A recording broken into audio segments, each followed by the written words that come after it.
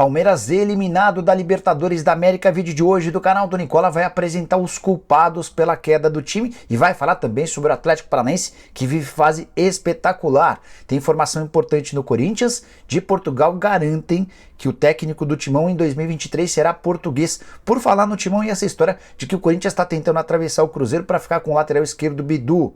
Para completar, te conto sobre John, goleiro que não fica para a próxima temporada no Santos. Tem ainda novidades importantes sobre o futuro de Pedro Raul. Um monte de clube interessado no centroavante que faz sucesso com a camisa do Goiás, além das últimas do mercado e muito mais.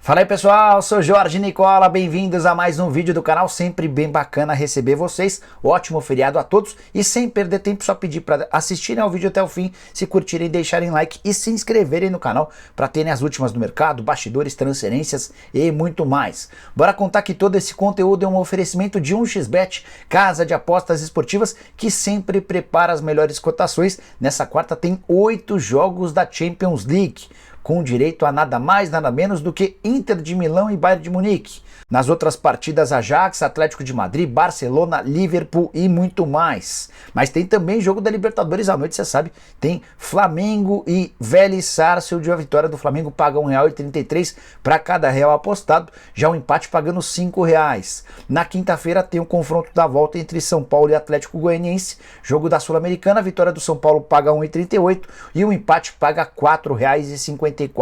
Curtiu? Então é bem simples, só pegar agora mesmo o link que eu vou deixar no comentário fixo, já faz seu cadastro na 1xBet, só não esquece de na hora de fazer seu depósito, usar o cupom Nicola para ter direito a 100% de bônus no valor do seu depósito. Bora começar o vídeo com o tradicional giro de notícias e a primeira informação diz respeito a Felipão, técnico que levou o Atlético Paranaense à final da Libertadores de 2023. Dessa maneira, o Felipão se torna o técnico brasileiro que mais vezes chegou à decisão da Libertadores. São 4 participações, ultrapassando ou deixando para trás Tele Santana com 3 participações. Com 2 aparecem Lula, Paulo Autuori, Antônio Lopes, Muricy Ramalho, Ronaldinho Gaúcho, além do Cuca. Quero falar agora sobre o São Paulo, que aprovou nessa terça-feira a reeleição de Júlio Casares, pelo menos no Conselho Deliberativo. Foram 157 votos a favor, 68 contrários, além de 2 abstenções, para que o Júlio Casares possa se recandidatar à presidência no fim do ano que vem. Agora falta a aprovação dos sócios. Sócios é quem vão dizer se a reeleição será aprovada ou não.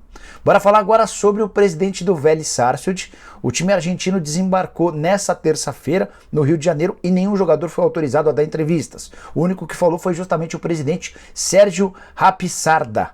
E ele foi perguntado a respeito do placar e ele aposta em tom de brincadeira numa vitória por 5-1 do Vélez e a decisão nos pênaltis. Qual o seu palpite para o jogo dessa noite? Bora falar também que o Fortaleza já teve um prejuízo de R$1 milhão desde o início da temporada, apenas com cadeiras quebradas no Castelão, algo inaceitável.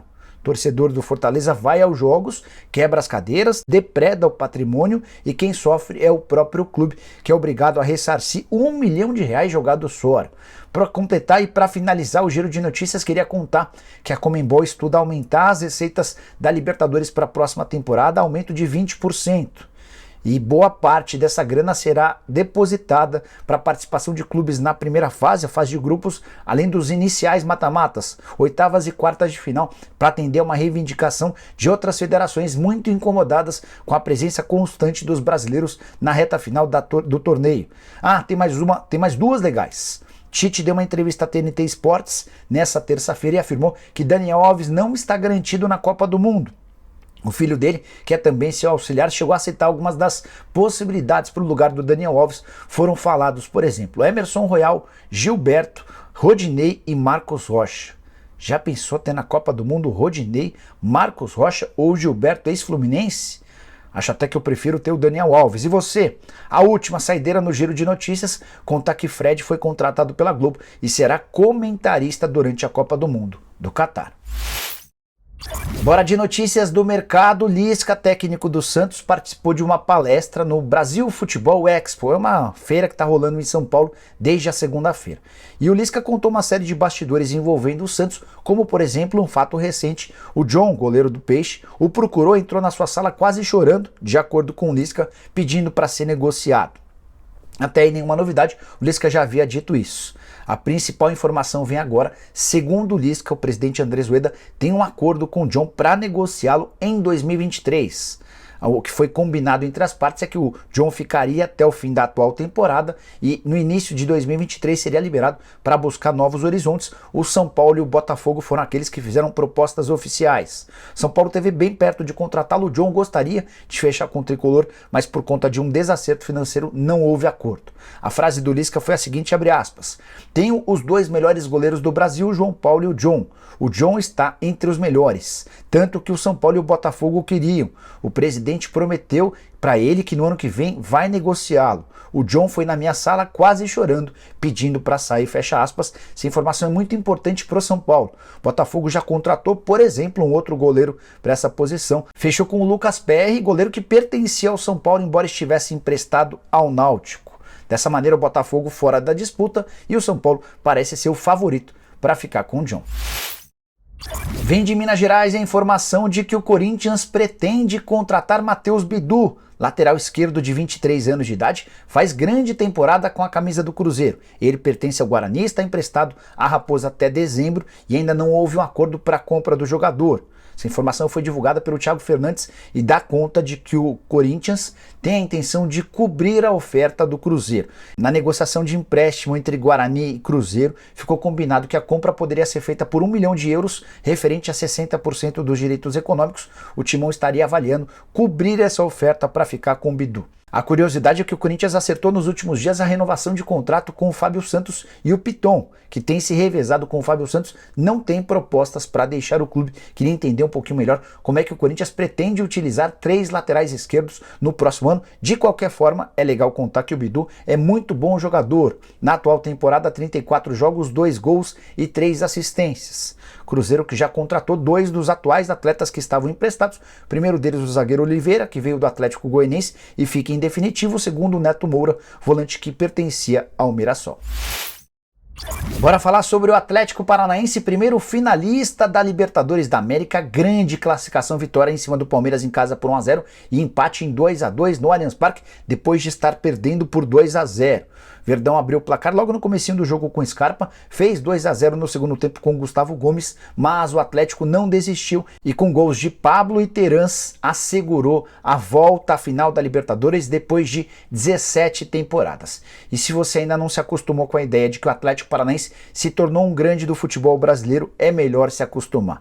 Nos últimos anos, o Atlético foi campeão da Copa do Brasil 2019, bicampeão da Sul-Americana 2018 e 2021, faturou o Campeonato Paranaense de 18, 19 e 20, mesmo utilizando o time sub-23. Esse furacão é também, por exemplo, dono de 8 superávites consecutivos nos últimos 8 anos. O time fechou no azul. Tem uma poupança de 152 milhões de reais. Tudo isso com uma folha salarial de algo na casa dos 7 milhões de reais, muito menos do que vários dos seus adversários. Flamengo gasta 30 milhões, Palmeiras, Atlético Mineiro e Corinthians gastam na casa dos 20 milhões. O Atlético Paranaense gasta muito menos e consegue ter um time extremamente competitivo. Vitória também de Alexandre Matos, que conseguiu bater o Palmeiras no reencontro entre ambos. Para completar, Mário Celso Petralho, o grande responsável pela transformação do Atlético Paranaense, já planeja um novo passo. Ele quer transformar o Atlético numa SAF, mas com cifras muito superiores às praticadas até agora. De acordo com Petralha, o Atlético vai render bem mais do que 1,5 bilhão de reais, que hoje equivalem à soma dos negócios envolvendo Cruzeiro, Botafogo e Vasco da Gama. Bora falar sobre o outro lado da semifinal, o Palmeiras eliminado com muita reclamação da arbitragem. Vamos falar sobre isso logo de cara. Antes de apontar outros culpados, dá para dizer que a arbitragem chilena teve participação na eliminação do Palmeiras. Primeiro pela não marcação de um pênalti claríssimo do Fernandinho no Rony. O Fernandinho vai com o pé na perna do Rony e ainda o empurra.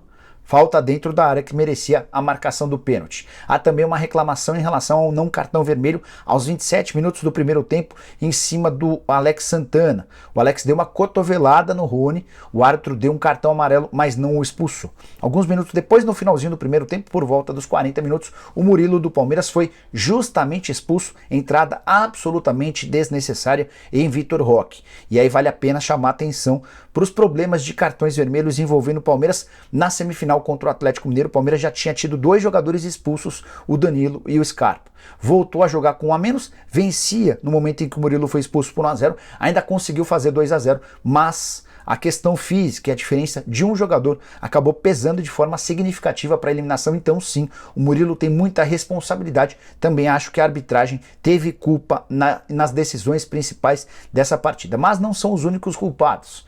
Leila Pereira, Anderson Barros e Abel também têm responsabilidade no atual elenco, que é mais fraco do que dos últimos 2 anos. Palmeiras, com capacidade financeira, tinha a possibilidade de melhorar seu elenco, mas os 8 reforços contratados em 2022 não vingaram. O único titular entre esses 8 é o Murilo, que foi o grande responsável pela eliminação.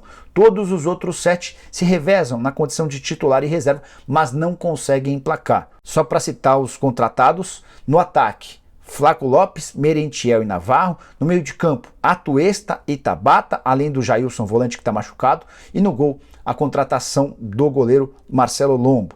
Jogadores que chegaram, custaram alto, foram mais de 120 milhões de reais, mas com pouquíssima utilidade. Responsabilidade da Leila Pereira, do Anderson Barros e também do Abel, que vetou uma série de nomes de um pouquinho mais de destaque. Para completar, com a eliminação, o Palmeiras deixa de faturar um caminhão de dinheiro. Se fosse vice-campeão da Libertadores, embolsaria 31 milhões de reais. Se vencesse a Libertadores, emplacaria 83 milhões de reais.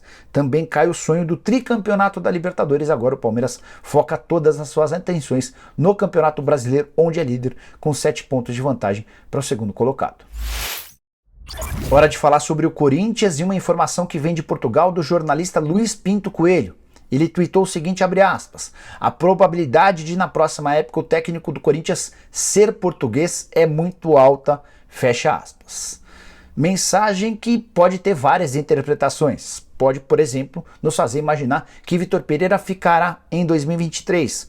Não é isso que tem dado pinta. O Vitor Pereira tem dado sinais de que vai embora essa decisão não esteja tomada, o próprio Corinthians sabe disso. Por trás dessa informação do Luiz Pinto pode ter também negociação com algum outro técnico português para suceder o Vitor Pereira. Conversei com 2 fontes do Corinthians sobre o tema e ambas asseguraram que o Corinthians ainda não tem um plano B. Segue pensando na possibilidade de renovar o contrato com o Vitor Pereira. Se não rolar, aí sim vai iniciar tratativas. Eu imagino, não é uma informação, é uma suposição, que perdendo o Vitor Pereira, o primeiro alvo será Tite, que deixará a seleção brasileira depois da Copa do Mundo. Sobre técnicos portugueses, quais poderiam ser contratados? O mercado não anda muito bom. Luiz Castro, por exemplo, está trabalhando no Botafogo. Alguns dos outros cotados, como Jorge Jesus empregado, o Leonardo Jardim também empregado. Não sei qual seria a mágica do Corinthians em relação a um técnico português. A curiosidade é que eu fui ver essa postagem do Luiz Pinto e reparei nos comentários vários torcedores do Corinthians sugerindo que o Timão pensasse na possibilidade de ficar com o auxiliar técnico fixo do Vitor Pereira. Eu me refiro ao Felipe Almeida, cara que até é parecido fisicamente com o Vitor Pereira, embora mais jovem. É praticamente impossível pensar nessa possibilidade. O Felipe está com o Vitor Pereira há quase 2 décadas. Ele começou a trabalhar com o VP quando tinha só 23 anos de idade. É alguém da extrema confiança do Vitor Pereira. Se o VP não ficar no timão, o Felipe também vai embora, assim como os outros membros da comissão técnica. Bora fechar o vídeo para falar mais uma vez sobre Pedro Raul, que eu tenho algumas novidades importantes envolvendo o centroavante de 25 anos de idade que pertence ao Kashiwa Reysol do Japão e está emprestado ao Goiás até dezembro, artilheiro do Campeonato Brasileiro, 14 gols marcados, uma fase espetacular. Além de tudo, ainda tem passaporte italiano, o que lhe permitiria não ocupar a vaga de estrangeiro em território europeu. Pois bem, o único clube que já acenou com a possibilidade de uma proposta oficial até agora é o Goiás. que detém o jogador por empréstimo até dezembro, mas sondagens foram várias. Conversei com uma pessoa que representa o Pedro Raul e ele me contou que praticamente todos os clubes grandes do futebol brasileiro, pelo menos sondaram, tentaram entender as condições do negócio, com exceção do Palmeiras. Segundo essa pessoa, só o Palmeiras entre os grandes é que não fez nenhum contato, nenhuma menção de conversar sobre o assunto. Diante de todo esse contexto e do assédio extremamente grande, o Caxias Reysol já aumentou a pedida em relação ao atleta. Inicialmente estava trabalhando com um número de 2,5 milhões de dólares, ou mais ou menos 13 milhões de reais. Hoje já fala em 3 milhões de dólares, ou algo na casa dos 15 milhões e 700 mil. Ainda está barato. Jogador extremamente eficiente, fisicamente bem, cara que tem bom controle de jogo, muito bom jogo aéreo, faz o pivô com excelência e, além de tudo, ainda é novo. Pois bem, tentei dar uma especulada um pouco maior com esse representante do atleta para entender outros clubes que sondaram. E eu ouvi que o Corinthians, o São Paulo, o Botafogo, o Vasco e o Flamengo foram alguns daqueles que buscaram informações, foram alguns daqueles que conversaram, sem proposta oficial, sem discussão de cifras, só para entender quais eram as condições do negócio e se o Pedro Raul estaria disposto a ficar em definitivo no futebol brasileiro em 2023. É essa a ideia dele. O que vai acontecer daqui para frente é o Pedro terminar o campeonato pelo Goiás e a partir daí, diante de propostas oficiais, escolher seu futuro. A ideia é permanecer no Brasil. Recentemente, inclusive, ele recusou várias propostas de fora. Teve oferta do Dinamo de Kiev da Ucrânia, do Cremonese da Itália, do Auxerre da França, entre outros. Bom, pessoal, eram essas as informações que eu queria dividir com vocês no vídeo de hoje do canal do Nicola. Curtiu o vídeo, deixa like, se inscreve no canal. A gente volta à tarde com mais notícias. Abraço, tchau!